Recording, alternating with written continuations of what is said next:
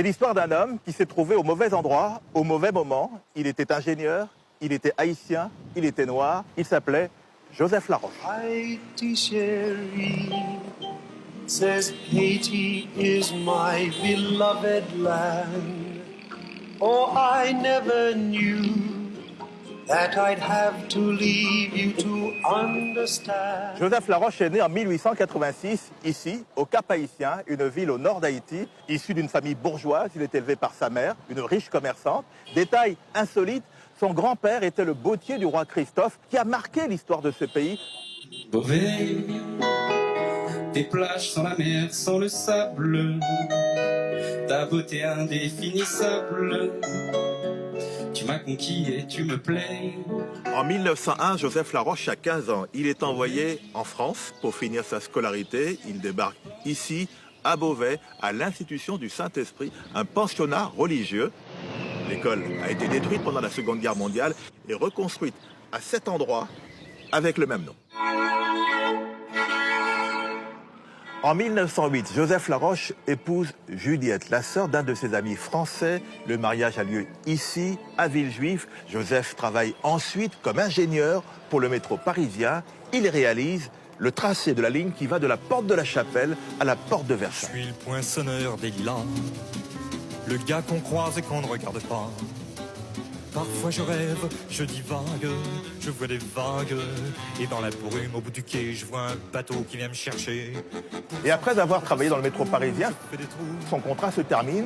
Alors il fait des petits boulots, mais c'est difficile à cause du racisme ambiant. Du coup, il décide de rentrer chez lui en Haïti avec sa famille.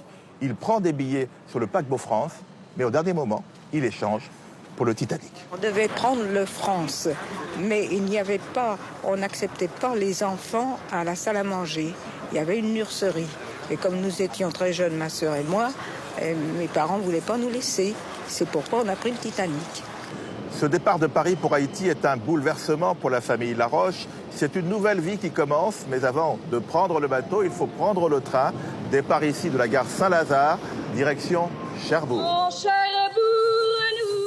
Vu arriver sur le port de ta main, serrant la mienne. Deux trains spéciaux sont arrivés ici, de Paris, de la gare Saint-Lazare, le 10 avril 1912. Le voyage a duré environ 6 heures et au bout de 350 km, tout le monde est arrivé à Cherbourg pour prendre le Titanic.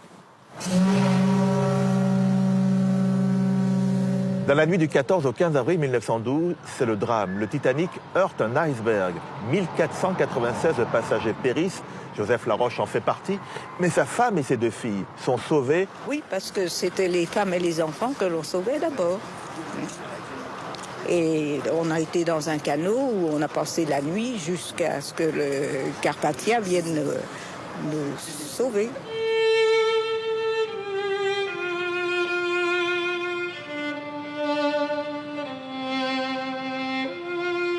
Alors arrivée ici à New York, Juliette Laroche et ses deux filles sont hospitalisées et soignées pour des gélures.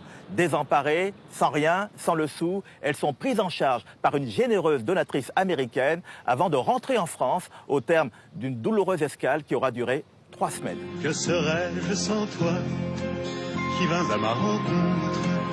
Que serais-je sans toi qu'un cœur... Juliette Laroche est enceinte au moment du naufrage. Elle revient s'installer ici, à Villejuif, avec ses deux filles et accouche d'un garçon qu'elle prénommera Joseph en mémoire de son mari.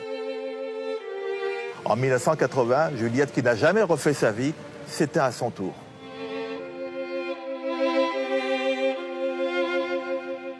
En dehors de l'Association française du Titanic qui le mentionne, Joseph Laroche est complètement oublié.